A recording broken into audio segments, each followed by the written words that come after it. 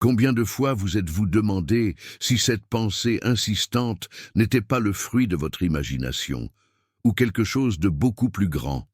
Et si c'était la façon dont Dieu communique avec vous, en utilisant une langue que vous n'avez pas encore appris à reconnaître?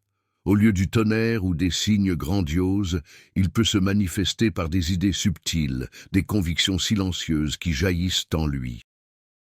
Le Seigneur ne parle pas toujours de manière audible, mais chaque fois qu'il parle, il y a un but. Beaucoup attendent la voix de Dieu comme s'il s'agissait d'une scène de film, extérieure, claire, tonitruante. Cependant, la plupart du temps, le Créateur choisit de parler en nous. C'est dans l'esprit et le cœur qu'il plante des pensées qui restent quand tout autour est silencieux. Son signe est clair: paix, vérité et sens. Il y a une énorme différence entre les pensées qui naissent de la peur et celles qui naissent de la foi. Celles de Dieu ne causent pas de panique, de confusion ou de lourdeur. Ils invitent, réveillent et illuminent avec légèreté. Quand nous apprenons à discerner ce langage, notre marche change, parce que nous sommes guidés par l'esprit et pas seulement poussés par les circonstances. Le problème, c'est que nous sommes distraits, trop occupés, et nous finissons par ignorer ces touches divines. Souvent, nous pensons que ce n'était qu'un souvenir, une pensée aléatoire, une intuition, mais c'est peut-être le Saint-Esprit lui-même qui a essayé de toucher notre conscience. Celui qui apprend à écouter attentivement se rend compte que Dieu parle plus qu'il ne l'imaginait. Peut-être que c'est exactement ce que vous recherchez depuis si longtemps. Ne manquez donc aucune partie de ce message, car il peut être la clé d'un tournant profond dans votre vie spirituelle. Quelque chose qui semblait être le silence peut se révéler comme une réponse du ciel. Si ce mot vous frappe, commentez « Je reste par la foi ». Avez-vous déjà eu cette idée qui sort de nulle part, mais qui porte une sagesse plus grande que la vôtre? Souvent, c'est la façon de Dieu de chuchoter. Il n'a pas besoin de bruit pour être entendu. Leur message se présente sous la forme de la paix, de l'orientation ou de la réflexion. Bien sûr, toutes les pensées ne sont pas divines. Mais ceux qui viennent de Dieu ont une marque unique. Ils ne confondent pas, ils ne font pas pression, ils ne laissent pas de fardeau. Au contraire, ils éclairent. Même lorsqu'ils se confrontent, ils le font dans l'amour. Ils n'accusent pas, ils guident. Et lorsque vous vous ouvrez, tout à l'intérieur semble s'aligner. L'une des façons les plus intimes dont Dieu communique est à travers notre esprit. Jésus a promis que l'esprit nous guiderait dans toute la vérité.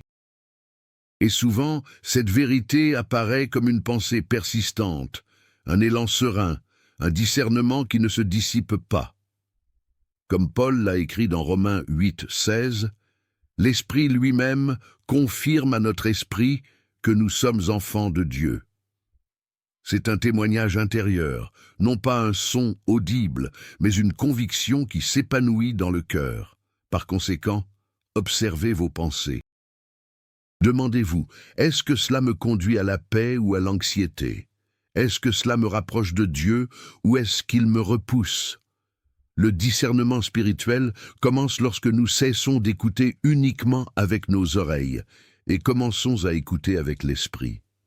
Ce que Dieu dit n'apporte pas toujours un réconfort immédiat. Parfois, il sème en nous des pensées qui bousculent les structures, remettent en question les sécurités et nous poussent à changer. Des idées qui nous appellent à faire des pas de foi, à sortir de notre zone de confort, à briser les schémas.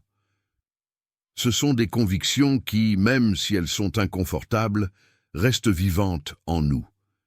Ce fut le cas de Moïse devant le buisson ardent, de Pierre appelé à marcher sur l'eau, et de Paul, qui a été jeté sur le chemin de Damas. Chacun a été ébranlé par une expérience qui les a arrachés à l'ordinaire et les a conduits à un but beaucoup plus grand. Exode 3, Matthieu 14 et Actes 9 rapportent ces moments qui montrent comment Dieu utilise des situations audacieuses pour nous émouvoir. Ces pensées n'ont pas pour but de nous diminuer, mais de nous élargir. Le Seigneur ne cherche pas notre réconfort, mais l'accomplissement de l'appel. Il sait que, s'il ne se soucie pas de nous, nous stagnerons. La peur n'est souvent que la réponse humaine à une invocation céleste. Si vous ressentez le besoin de commencer quelque chose de nouveau, de recommencer ou de prendre une décision qui semble impossible, ce n'est peut-être pas seulement une idée. Il se peut que ce soit Dieu qui souffle dans une direction. Et tout ce qu'il entreprend, il le soutient lui-même. Les signes suivent généralement un ordre, d'abord l'inconfort, puis la persistance de l'idée, et enfin une paix qui subsiste même au milieu de la peur. Quand c'est Dieu, la conviction dérange mais aussi confirme. Ne fuyez pas les tracas s'ils vous mènent à l'objectif. Souvent, une pensée soudaine suffit à tout changer. C'est comme si une lumière s'était allumée à l'intérieur et que ce qui était déroutant devenait clair. Un vers prend un nouveau sens, un souvenir touche profondément, une direction émerge. Ce n'est pas seulement le hasard, c'est une intervention divine. La vie de Néhémie a été transformée lorsqu'il a entendu parler de Jérusalem et a ressenti une urgence qui est devenue une mission. Gédéon, même caché par la peur, a été appelé à être un guerrier. Néhémie 1 et Juge 6 montrent comment Dieu utilise des situations ordinaires pour éveiller des destins extraordinaires. Ces idées inattendues ne cherchent pas à impressionner, mais à convoquer. Ils ne s'imposent pas par des cris, mais portent un poids silencieux que l'âme reconnaît. C'est l'esprit qui dit « c'est maintenant le moment ». Ceux qui ont des oreilles attentives comprennent que certaines pensées sont des invitations du ciel. Ne sous-estimez pas ces idées chargées de but et de paix. Parfois, ils sont la clé pour ouvrir des portes qui semblaient fermées. Ce qui commence comme une pensée peut devenir un nouveau chapitre de la vie. De même, lorsqu'un nom ou un visage vous vient soudainement à l'esprit, il ne s'agit peut-être pas d'un simple souvenir. Souvent, c'est l'esprit qui vous appelle à l'intercession, au pardon ou à la réconciliation. C'était comme ça avec Corneille et Pierre dans Acte 10. Dieu a utilisé des souvenirs et des visions pour relier des histoires et accomplir un plan. Le ciel fonctionne à travers des connexions, et beaucoup commencent par un simple souvenir. Si quelqu'un vous est venu à l'esprit, priez. Demandez à Dieu quel est le but. Il peut s'agir d'une demande de prière lointaine, d'une occasion de réconciliation ou même d'un appel à apporter le salut. Ces souvenirs ne doivent pas être ignorés. Ils sont les germes de la mission. Dieu vous fait confiance pour être un pont.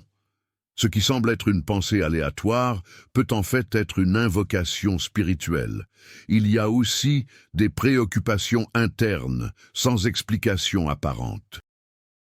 Une oppression dans le cœur, une angoisse silencieuse, un poids qui ne vient pas de l'extérieur, mais de l'intérieur.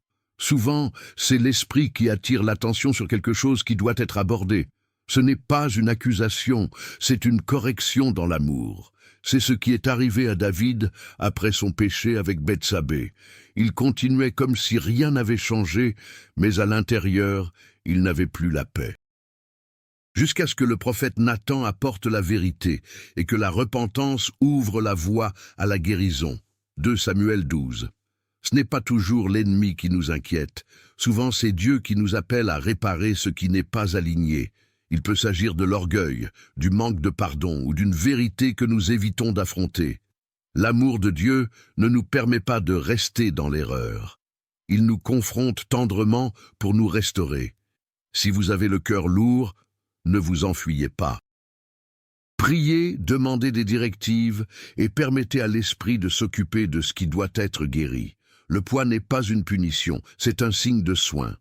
Lorsque nous nous abandonnons, le fardeau se transforme en légèreté et la présence de Dieu nous remplit à nouveau de paix. Et puis il y a les moments où un nouveau désir jaillit en vous, une passion, un appel, un intérêt différent. C'est comme si le Saint-Esprit allumait une flamme qui pointe vers un nouveau but. Ce n'est pas un hasard, c'est le ciel qui signale qu'il y a quelque chose de plus grand à venir. C'est ce qui est arrivé à Paolo, un homme qui persécutait les chrétiens, mais qui, lorsqu'il a été trouvé par Jésus, a vu toute son histoire bouleversée. Ce contre quoi il s'est battu est devenu sa mission. La même chose s'est produite avec Moïse, un berger menant une vie ordinaire, jusqu'à ce qu'il soit surpris par un buisson ardent qui ne voulait pas être consumé. C'est là, dans l'improbable, que l'appel de Dieu a commencé, acte 9, Exode 3. Quand le Seigneur veut nous emmener plus loin, il allume une flamme en nous. Il peut surgir comme une curiosité, comme un désir de servir, ou comme une idée dont nous ne pouvons pas nous débarrasser. Cet éveil n'est pas une simple excitation, c'est le destin. C'est le ciel qui attire notre attention doucement, mais aussi fermement. Regardez ici. Le début peut sembler petit, presque imperceptible. Mais lorsque vous honorez cette semence et que vous y répondez avec foi, les portes s'ouvrent, les rencontres s'alignent et les directions commencent à être révélées. Ce qui a commencé comme un simple intérêt se transforme en vocation et vous découvrez que vous êtes né pour vivre quelque chose de plus grand. Faites attention à ce qui a éveillé votre âme. Souvent, Dieu ne pousse pas, il attire avec tendresse. Et lorsque vous répondez, vous trouvez l'environnement exact où votre vie commence à s'épanouir. Il y a des situations où, sans aucune planification, vous avez l'impression d'être exactement au bon endroit au bon moment. C'est comme si chaque détail, erreur, retard, difficulté, avait soudainement un sens. Ce n'est pas de la chance ou une coïncidence, c'est un but. C'est Dieu qui dirige l'intrigue, même lorsque nous ne nous en rendons pas compte. Esther en a fait l'expérience. D'orpheline à reine, positionnée au moment crucial pour sauver son peuple. Joseph a également connu le rejet, l'emprisonnement et l'humiliation, jusqu'à ce qu'il comprenne que tout le menait en Égypte, où il est devenu un instrument de salut pour des nations entières. Esther 4, Genèse 50. Ces moments où tout se met en place révèlent que l'Esprit Saint a toujours été à l'œuvre dans les coulisses. Il trace le chemin même lorsque nous pensons que nous sommes perdus, et quand le moment est venu, nous comprenons. Dieu n'a jamais fait d'erreur. Chaque saison était une préparation. Si aujourd'hui vous regardez en arrière et réalisez que tout a convergé jusqu'à présent, embrassez-le avec gratitude. Ce qui semblait être un retard était en fait la lapidation. Ce qui semblait être une déviation était en fait une direction. Dieu ne gaspille jamais les processus. Il utilise chaque détail pour façonner qui vous devez être. Ne sous-estimez pas le moment présent. Ce n'est peut-être que le tournant où les plans de Dieu commencent à se révéler clairement. Lorsque le ciel décide de manifester un but, il vous place dans des endroits qui n'ont de sens que plus tard. Et quand cela se produit, le cœur confirme. C'était ici, c'était maintenant, c'était le sien. Il y a des situations où tout autour de vous crie « non », mais quelque chose en vous murmure « vas-y ». Cette conviction ne vient pas de la logique, mais de la foi. C'est la paix au milieu de la peur, une certitude inexplicable qu'il faut obéir. Cette paix qui dépasse l'entendement humain est un signe que Dieu guide le chemin. Abraham en a fait l'expérience lorsqu'il a quitté son pays sans destination précise. Marie a connu cette paix lorsqu'elle a accepté de porter le Sauveur, alors qu'elle n'était qu'une jeune femme.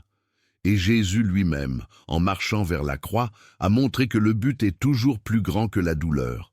Hébreux 11, Luc 1, Matthieu 26. La vraie foi n'a pas besoin de toutes les garanties, elle a seulement besoin d'être dirigée. Quand c'est Dieu qui parle, même les risques semblent différents. Ce n'est pas de l'imprudence, c'est de la conviction. Ce n'est pas de l'incohérence, c'est une certitude spirituelle.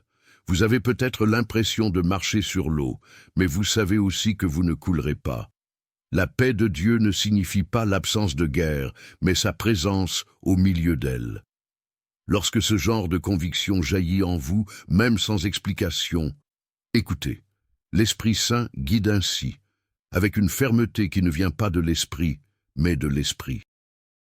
C'est à ce moment-là que la foi devient un bouclier plus grand que tout doute. Si aujourd'hui vous êtes confronté à une décision qui défie la logique, mais qui apporte la paix et la certitude, c'est peut-être le ciel qui dit « Faites confiance et allez de l'avant ». Ceux qui sont guidés par Dieu ne marchent jamais seuls, et à la fin, ils trouvent toujours que la confiance a porté ses fruits. Maintenant, peut-être remarquez-vous combien de fois Dieu a essayé de vous parler et cela semblait n'être qu'une pensée. Il était là, dans l'inconfort, qui ne voulait pas disparaître, dans la mémoire qui a persisté. Dans l'idée, cela semblait trop audacieux. Le ciel a toujours parlé. Peut-être êtes-vous simplement devenu inaccoutumé à écouter. La vérité est que le Saint-Esprit habite en vous. C'est pourquoi il parle de l'intérieur et non de l'extérieur. Ne vous attendez pas à une voix audible du ciel, alors qu'en fait le ciel murmure déjà en vous. Si vous faites taire la peur, l'anxiété et les distractions, vous vous rendrez compte qu'il n'a jamais cessé de parler. Dieu ne s'attend pas à ce que vous compreniez tout. Il s'attend seulement à ce que vous lui fassiez confiance. Et cette confiance commence par un simple « oui ». Oui pour écouter, oui pour obéir, oui pour laisser l'esprit nous guider. Vous n'avez pas besoin de plus de preuves, vous avez besoin de plus de sensibilité. Si quelque chose ici a confirmé ce que vous ressentiez déjà, ne l'ignorez pas. C'est peut-être la réponse que vous attendiez en silence. C'est le moment de dire « Oui, Seigneur », parce qu'à chaque fois que vous répondez, le ciel bouge. Commentaire « Mon oui vient de Dieu ». Et si ce message vous a touché, abonnez-vous, partagez, laissez votre like et restez avec nous. Que le Saint-Esprit parle à vos pensées, renouvelle votre vision et allume un nouveau feu